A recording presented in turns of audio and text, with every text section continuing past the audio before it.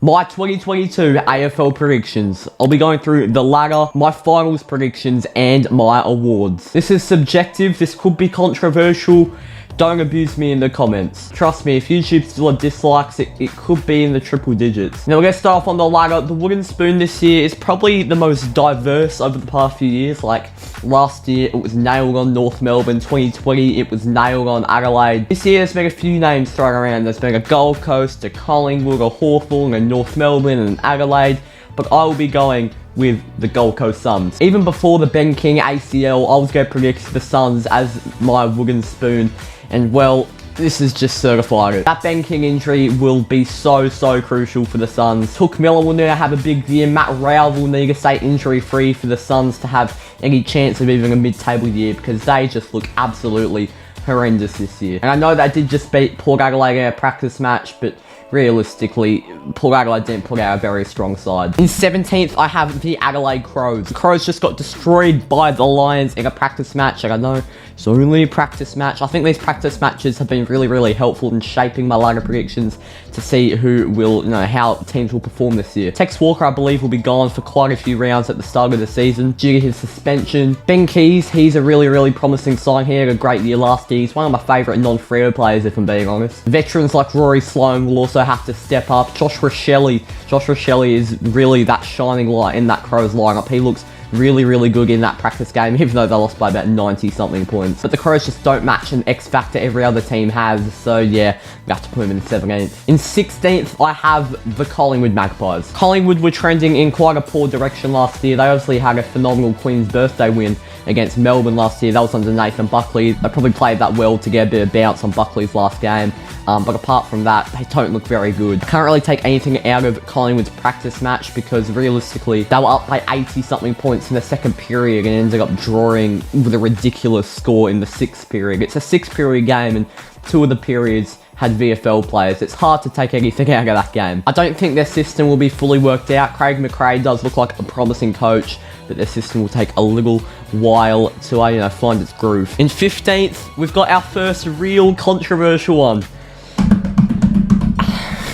I've gone for West Coast Eagles. Yes, I predicted West Coast to finish bottom 4. Holy shit. Look, I genuinely believe this is a possibility. I don't think West Coast will finish higher than 10th. I think West Coast can finish 10th if they find something, but their game plan just feels so old-fashioned, like that 2018, 2019 style of footy. The AFL has sped up a lot, and Adam Simpson isn't equipping to that. West Coast have a few young names that could impress for them, but we've got a few injuries to start off from the practice match, where obviously the Eagles lost by 97 points to the Dockers. Campbell Chesser, West Coast's top pick, is gone for the first 8 rounds of the season with bone and ligament damage to his foot, and Dom Sheed is also expected to miss 15 weeks. Elliot Yeo, there's no update on him, but he's also got a suspected serious injury. West Coast aren't looking good on the injury front. They've obviously got no Jack Darling because of the whole vaccine saga. Gonna be a really tough season for West Coast. Their game plan needs to be sorted out. The young guns will really need to shine. And realistically, I can see most teams in the competition be able to beat West Coast, and not just beat them, but really get a hold of them.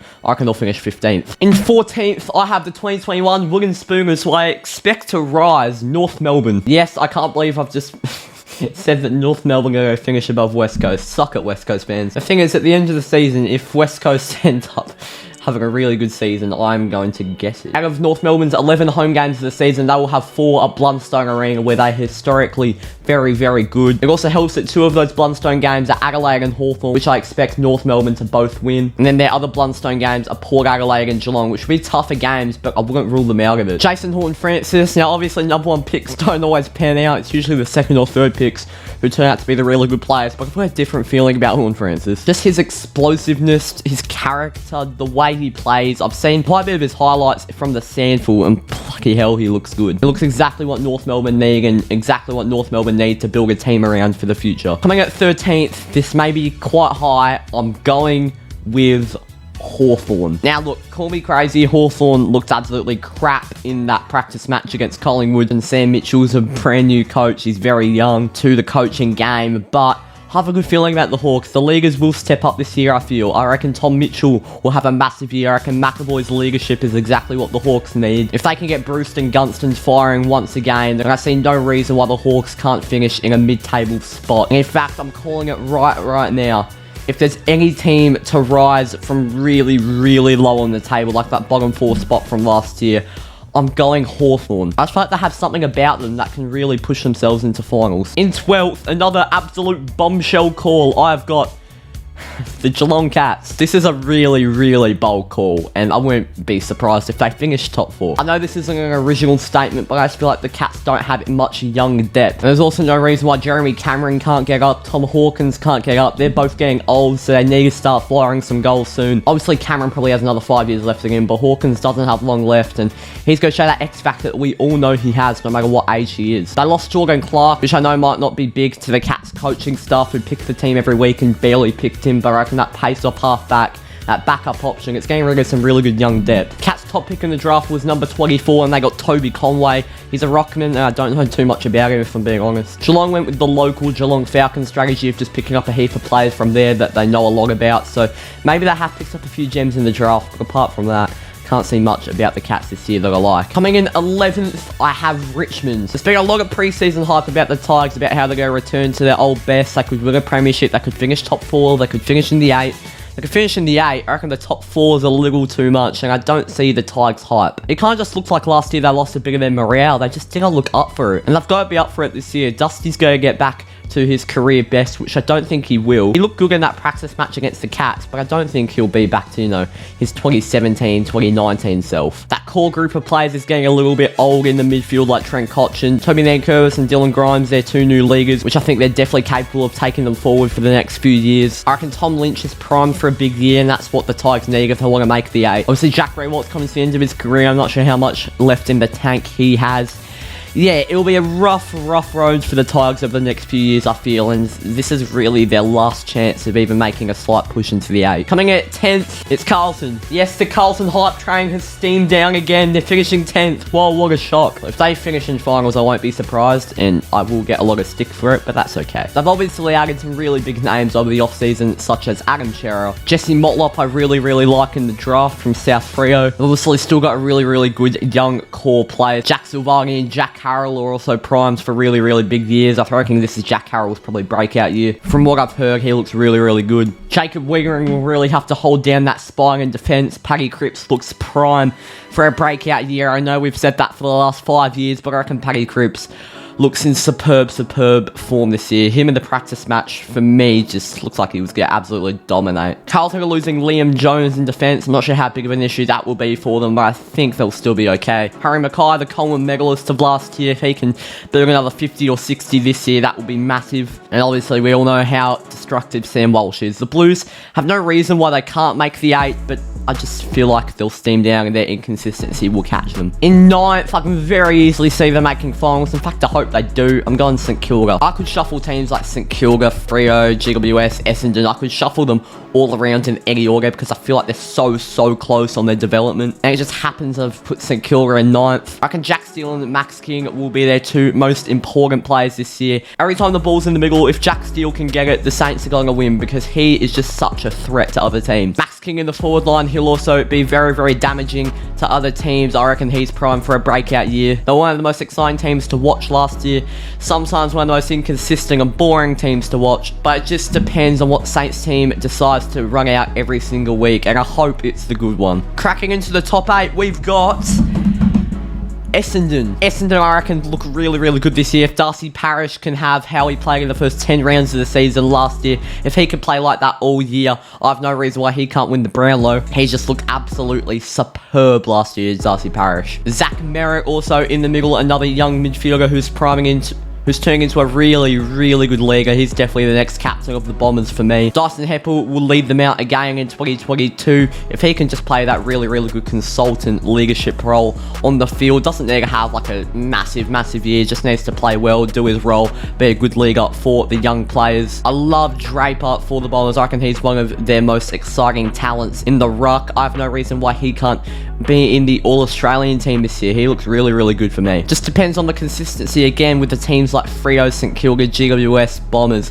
It depends on their consistency on who's going to make the 8 and who's not going to, because that's ultimately what it comes down to. Coming in 7th, I've got the Freo Dockers. The Dockers obviously adding some great talent over the off-season, such as Jordan Clark, Will Brody. Out of any team in the comp, they probably had the best draft, adding local players such as Jai Miss, Neil Erasmus, Matthew Johnson. Remember, Matthew Johnson was predicted to go in the top 10 and he slipped down to us at pick 21. I don't know how. I also really like the look of Roy Benning. We got him around the pick 40, pick 50 mark, and he looks really, really good for a future backup rock of ours. There again, how's he going to find the team? Lloyd Meek looks like he's going to hit the ground running this year. Sean Darcy looks like he's primed for an All-Australian debut this year. And how well Meek and Darcy complement with the likes of Brayshaw, Sarong, Mundy, Fife, Brody, Clark coming off halfback. Bringing it into a hopefully consistent Matt Taberner, a hopefully consistent Rory Lobb. That's where the main worries come for me at the Dockers. Travis Collier, if he can have another big year, that is massive. I think Collier's about 33 and he had an absolute breakout year, arguably a career best year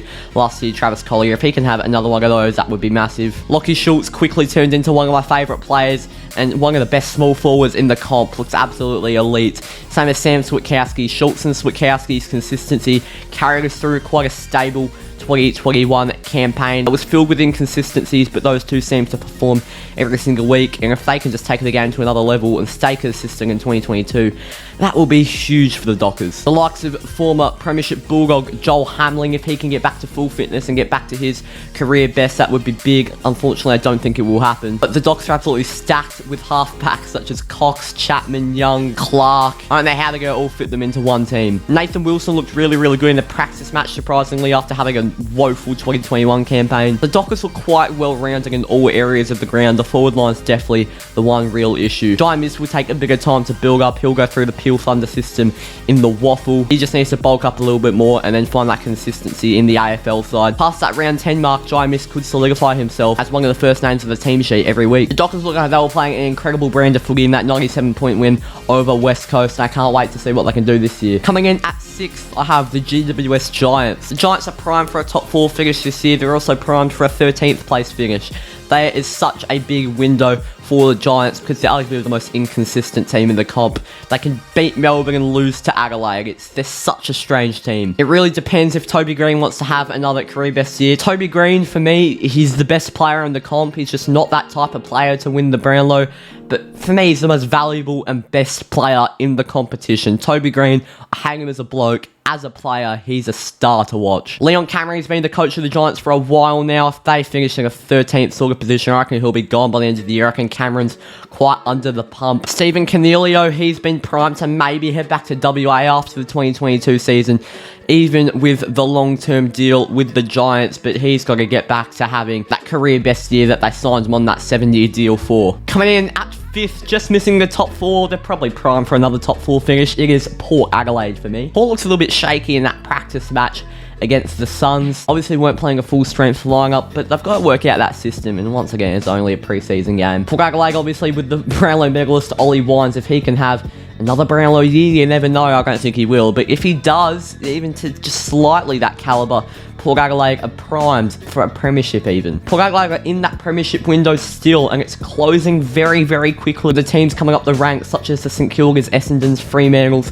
GWS's, Sydney's, they've got to start cracking the power. I reckon they probably fall in the same boat as the Lions. Port and Brisbane have both been in the top 4 for a while consistently. The premiership window is slowly closing for them, and they've got to get ready to, have a real crack at it this year. Coming in at 4th, I've got the Western Bulldogs. Obviously, grand finalists last year, a lot of people's premiership favourites for this year. The Bulldogs look really well-rounded. Jack McRae and Marcus Bontempelli with star years last year. They'll have Josh Bruce gone for most of the season, unfortunately, doing his ACL last year. Obviously, the Bruce injury is horrific, but I don't think they'll miss him too much. They've got such a well-rounded team with a lot of depth. I reckon the Bulldogs shouldn't have too many issues this year. Coming out third, I have the Brisbane Lions. Like as I just said with Port Adelaide, that premiership window is closing very quickly. From what I watched in their practice match, they looked absolutely sublime against the Crows. The Crows just looked deflated. The Lions looked like their brand of football was just it was on top of the world, and it just gives me even more confidence that they could maybe win a flag this year. I have no confidence of the Brisbane Lions going anywhere in 2022. I thought they were just going to slow down and just kind of slowly fade into that 5th, 6th, 7th team. But after that practice match, and I know it's a practice match, that brand of footy that they play is a Premiership style of footy. Coming in at second, I have the Sydney Swans. The Swans mid-year, they were about 6th and they were tipped to make the top 4 last year. I can't even imagine how good they'll be this year with that young talent coming through. You've got Tom Papley, who, like Toby Green, I think could turn into the best player in the comp. Buddy Franklin only 5 goals away from 1,000. If he can just have another big year, like, it's this sort of year that Buddy will have a big year. Buddy could still kick 60 despite his age. The Swan system seems to have just worked out. The Sydney have done a really, really good job sticking with John Longmire in the long term. Even at the end of 2020, they pulled a string of really, really good wins, even though they finished, I think, in the bottom 4 and flopped to the finals last year. The Swans put together a good string of wins in late 2020, and I always had a good feeling about how they would gel over the next few years, and it looks like it's working out perfectly. Coming out first, it leaves the reigning premiers, the Melbourne Football Club. I don't see any team, in fact, no, I'll quickly get to it. Premiers, Melbourne. I think the D's will win the Premiership. I don't see a team really stopping Melbourne this year. The whole team just seems to gel together really, really well. They'll get Adam Tomlinson back from his ACL last year. Obviously, in the midfield, you've got Clayton Oliver, you've got Christian Petrarca. I love the direction the D's are heading on, and I really, really like watching Melbourne play at the moment. I really, really like Melbourne, and I hope they don't turn into that Richmond case, because I really, really liked Richmond 2016 until they won that many flags. I fucking hated them. I hope it doesn't happen with the D's, because I really like the D's at the moment. If they win another one this year, I'll be fine. If they win a 3-peat, I'll get a little bit pissed off. My premiers, the Melbourne Demons, and I know the first place team does... And I know the first... Shut up! You know, the first place team doesn't usually win the Premiership, but I think that the D's are just too hard to stop. My Brownlow medal, I've got Jack Steele of the St Kilda Football Club. He had a phenomenal 2021 campaign. There aren't going to be really many players stealing votes off him from that St Kilda midfield in 2022, and I think he is primed once again for an incredible year. Coleman, another Saints player, I've got Max King. Jack Steele to Max King to boot 5 every game. That's the type of footy I see the Saints playing this year. I know I just said they'll miss finals, but look, if Jack Steele and Max King are both firing, they will make finals, let's be real. Again, Max King won't have many players stealing goals off him, so I think he could put up a really, really good 60-goal year this year. For my rising star, he will be playing from round 1 to round 23 if he doesn't have any injury issues. Considering he plays for the Adelaide Crows, and there's no way the Crows won't pick him every week. Looked phenomenal in the practice match against the Lions, even though they lost by 100. I'm going with Josh Rochelle. Look, I reckon Rochelle looked absolutely superb, if I'm being honest. I didn't actually watch a lot of that game. Like, I watched a little highlight package of it after, and Rochelle looks like the real deal. I tell you what, that's a player the Crows could build their side around over the foreseeable future. Anyway, thank you for watching. Remember, this is subjective. Leave your comments on your thoughts on my predictions down below. I'll see you all next time. Cheers.